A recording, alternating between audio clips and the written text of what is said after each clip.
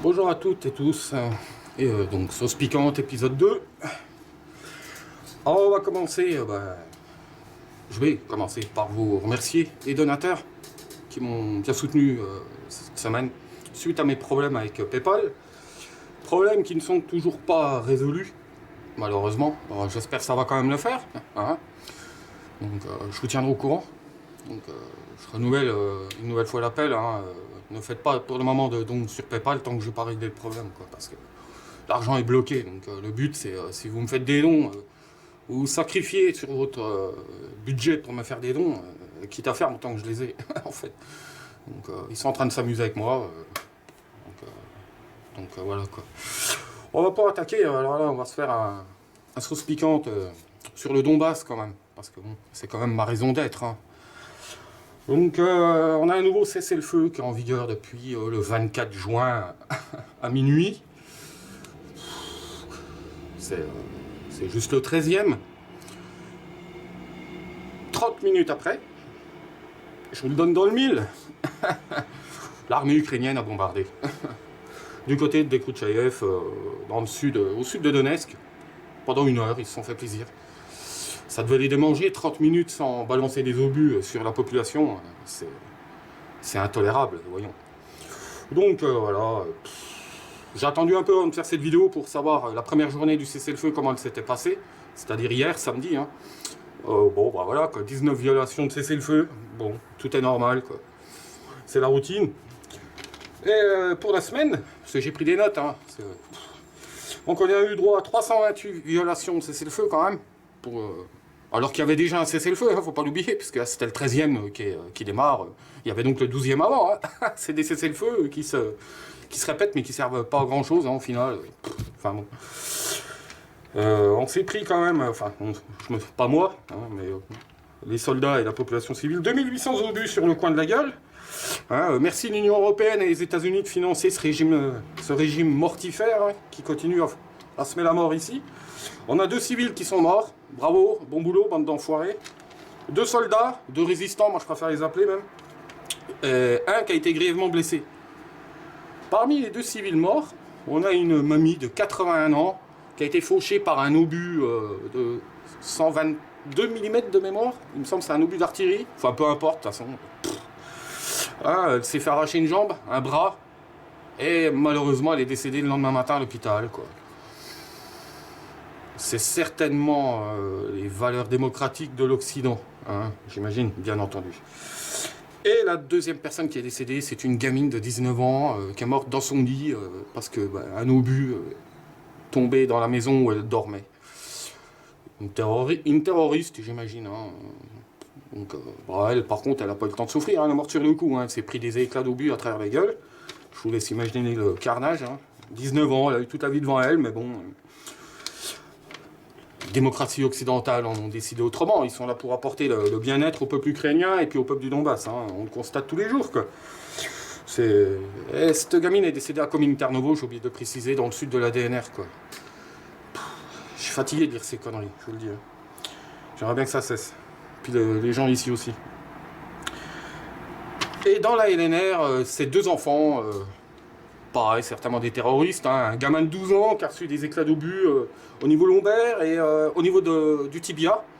Donc il est dans un état stable à l'heure actuelle au moment où je vous parle. Au moment où je fais cette vidéo, il va passer au bas mot 2 semaines à l'hôpital, hein. Il est toujours malgré tout, il est toujours en soins intensifs à Strakhanov, donc dans la République populaire de Lugansk. Et une gamine de 9 ans, pareil, hein, encore une fois, certainement une terroriste, hein, qui a été commotionnée, donc qui a été légèrement blessée, mais enfin, par un obus d'artillerie de 122 mm. Là, par contre, je m'en souviens, c'est sûr. Mais bon, encore une fois, c'est un point de détail, si on a encore le droit de prononcer ça, quand on parle d'enfants et de civils.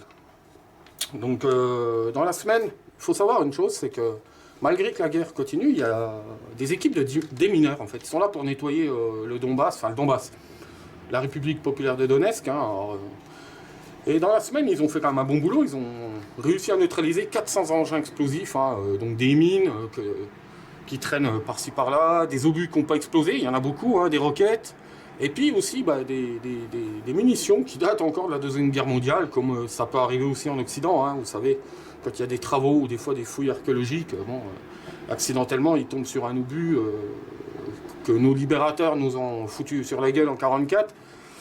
Hein, une petite pensée pour les villes de Normandie, hein, par exemple. Et puis d'autres villes d'ailleurs, hein, où il n'y avait pas de soldats allemands, mais c'est pas grave, hein, ils se sont fait plaisir aussi à l'époque, hein, nos amis américains, là, hein, les sauveurs qui sont arrivés en 1944. Comme la première, c'est marrant, ils sont arrivés en 17. Ouais, c'est nos sauveurs, quoi. Enfin bon, ils ont tué plus de civils que les Boches, mais c'était nos sauveurs. Ah là là là là. Qu'est-ce qui s'est passé de beau? Ouais. Alors, au niveau économique, on a une grosse usine qui a rouvert il y a 2 mois, du côté de Kharkiv. Donc c'est à peu près 1 heure de route de Donetsk. Donc ils ont produit 600 tonnes de matières premières. Ils fabriquent en fait des fils en acier qu'ils utilisent entre autres pour les mines de charbon ici. Et ils en ont fabriqué 600 tonnes, donc c'est pas mal. C'est une usine à terme, celle-là plus 2 usines en fait qui sont liées.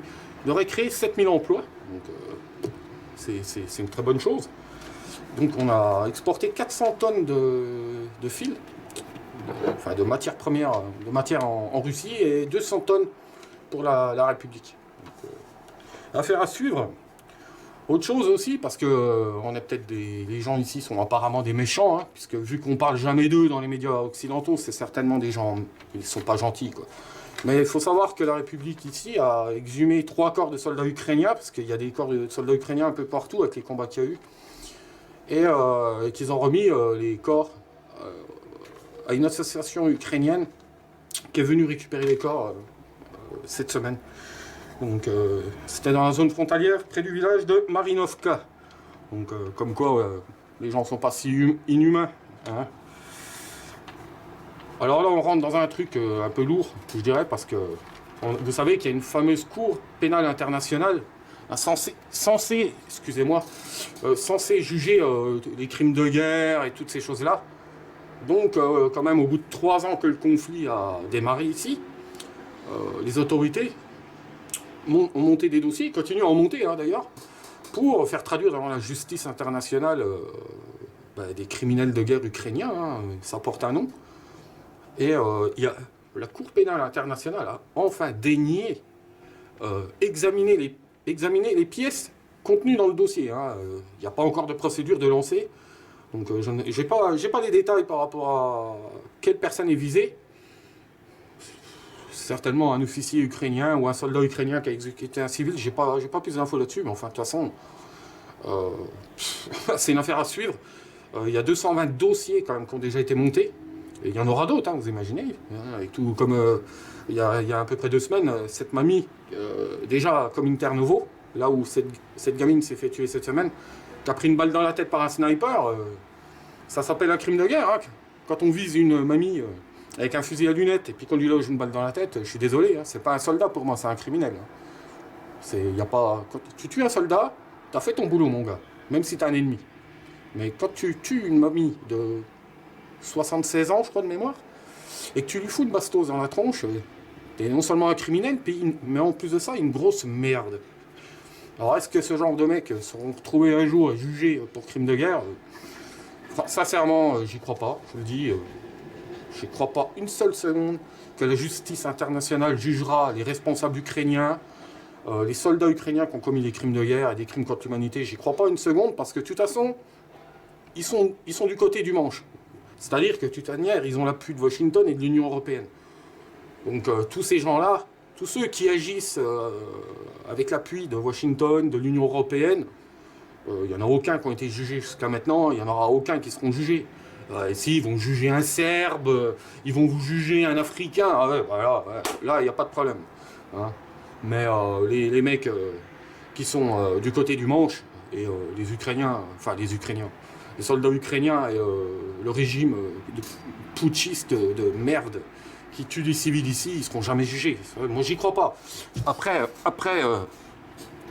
ça fait partie du boulot, il faut jouer la carte de l'égalité et puis leur mettre, pareil, encore une fois, le nez dans leurs propres contradictions, parce qu'eux parlent de droits de l'homme, de justice, soi-disant.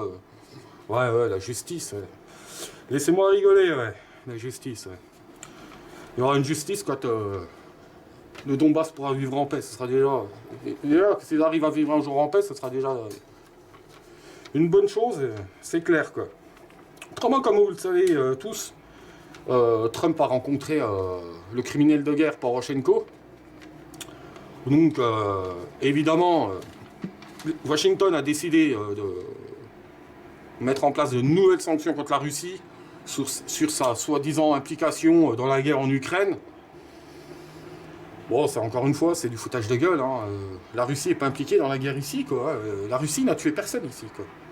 Ceux qui tuent, c'est les soldats ukrainiens qui sont formés par l'OTAN, je le rappelle encore une fois. Les seules troupes étrangères présentes dans le Donbass, en Ukraine, ce sont les troupes d'occupation de l'OTAN. Ces fouteurs de merde qui sont là. Il faut savoir quand même une chose. Le Canada forme des snipers ukrainiens. Hein? Donc vous faites la corrélation avec la babouchka qui s'est fait tuer à Communautaire Nouveau. Ce mec-là a peut-être été formé par un soldat canadien, quoi. T'es fier de ton boulot, connard? Ok.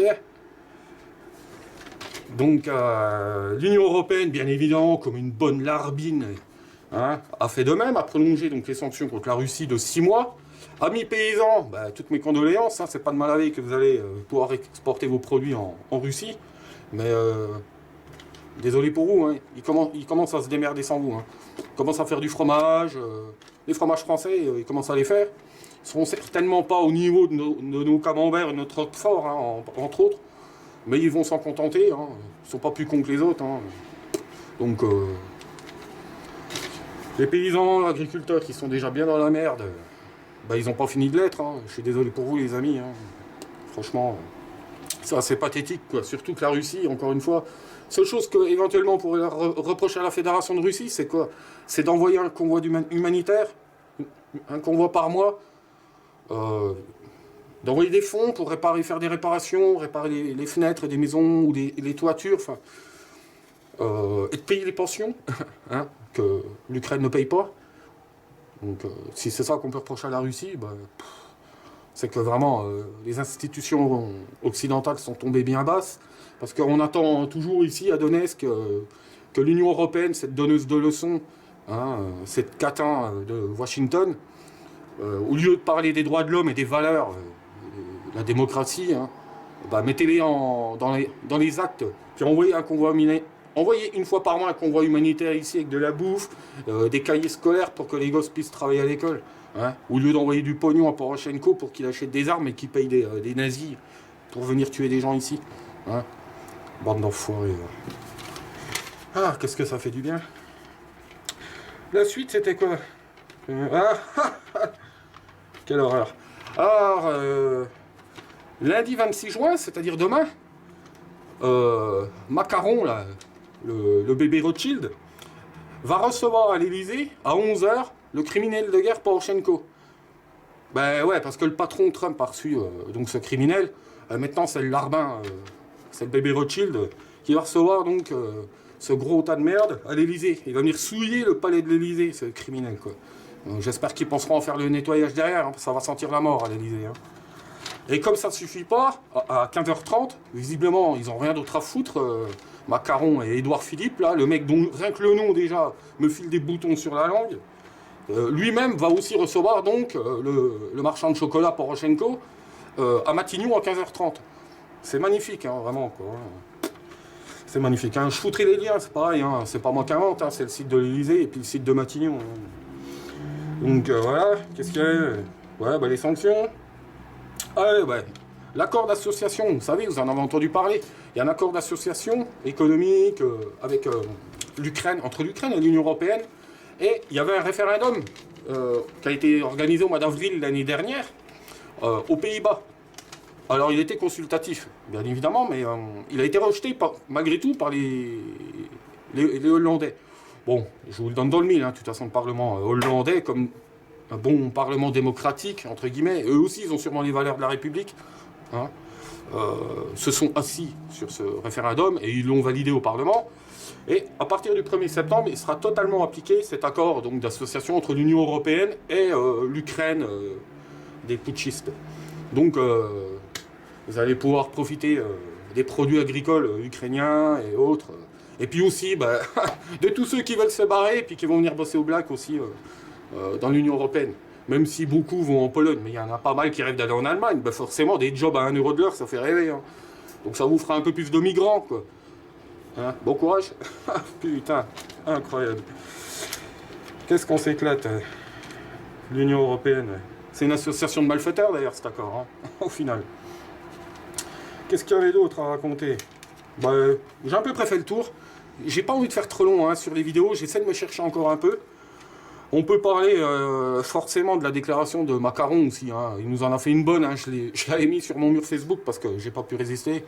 Où le mec déclare que la France bombardera seule, s'il le faut, la Syrie. S'ils utilisent de nouveau des armes chimiques. Bon, déjà, la baudruche là, de Rothschild, tu vas déjà amener des preuves avant d'ouvrir ta grande gueule. Parce qu'il n'y a aucune preuve jusqu'à maintenant que la Syrie de Bachar el-Assad, le gouvernement légal, hein, c'est pas le régime de Bachar el-Assad. Il faudra prouver déjà que Bachar el-Assad et son armée ont utilisé des armes chimiques. Jusqu'à maintenant, il y a pin-up, ok. Et puis tu vas rien bombarder du tout seul déjà, parce que c'est pas avec les 4 avions rouillés qui nous restent. T'en as déjà envoyé 2 dans les pays baltes pour protéger les Lettons qui se sentent menacés par les Russes. Et puis il y en a certainement bien qui doit traîner en Irak en ce moment. Et puis le 4e qui nous reste, je pense qu'il doit faire le con du côté du Mali pour protéger les mines d'uranium pour Areva. Hein, parce qu'on est certainement, ça c'est pareil, on n'a certainement pas notre armée est sûrement pas en Afrique pour protéger les Africains. Hein. Ça c'est pareil, faut arrêter de nous prendre pour des cons, hein, vous en avez rien à foutre des Africains. Hein. C'est clair, hein, vous êtes juste là pour protéger les intérêts des multinationales. Ok, parce que depuis le temps qu'on envoie notre armée protéger les Africains, ils devraient être heureux, les Africains. Hein. Ils n'ont pas l'air si heureux que ça, parce qu'il y en a une partie qui rêve de venir chez nous, et puis l'autre partie qui crève. Hein. Donc, alors que c'est le continent le plus riche du monde, cherchez l'erreur. Hein. En même temps, c'est logique, hein, vu que c'est les multinationales occidentales qui pillent ce continent. Ils nous baissent 2 fois, en fait. Ils vont piller les Africains, ils les font crever de faim, et à nous, ils nous revendent ça à prix d'or. C'est joli, hein, moi, je trouve. C'est joli, quoi. Donc, on va en conclure là. Je vous remercie pour vos dons, votre soutien, toujours. Hein. J'ai pas toujours le temps de répondre à vos messages privés. Hein. C'est pas de la condescendance. C'est juste qu'une journée fait 24 heures. C'est comme pour les vidéos. Hein. J'ai désactivé les commentaires. Hein. C'est pas que j'ai peur du dialogue ou quoi. Hein. C'est juste que je peux pas être au four au moulin, quoi. Hein. Je peux pas. C'est impossible techniquement. Je peux pas répondre. Je peux pas gérer, quoi. Honnêtement, c'est juste pas possible, quoi. Hein. Donc voilà, le prenez pas mal si je réponds pas toujours à vos messages ou si des fois je peux prendre 2 jours. Je peux pas, c'est impossible. Je peux pas discuter. Des fois j'essaie de prendre le temps, hein, certains se reconnaîtront ou autres. Hein. Des fois j'essaie de prendre un quart d'heure, 20 minutes pour discuter avec une personne. Des fois je discute avec 2, 3, 4 personnes en même temps. J'essaie de me prendre un peu de temps des fois, mais je peux pas toujours. Suivant l'actualité et puis en prime, voilà. C'est du temps que quand je passe du temps à discuter avec les gens, c'est toujours sympa, hein, je veux dire. Et c'est du temps où je ne travaille pas sur l'actualité, où je ne vais pas aller rencontrer des gens ou autre. Donc j'essaie de faire au mieux. C'est pas du snobisme, évidemment. Hein, c'est pas vraiment le genre de ma personnalité, vous vous en doutez bien. C'est juste une question de temps, de timing. Non, pas de timing, de temps. On va pas parler en anglais. Je suis pas un roast beef. Donc voilà. Je vous souhaite une bonne fin de journée. Bon courage pour ceux qui sont au boulot, pour ceux qui vont aller bosser cette semaine. Et puis bah, faites gaffe à vous, hein, où que vous soyez. Et puis je vous dis à la prochaine pour le 3e épisode. Salut les amis.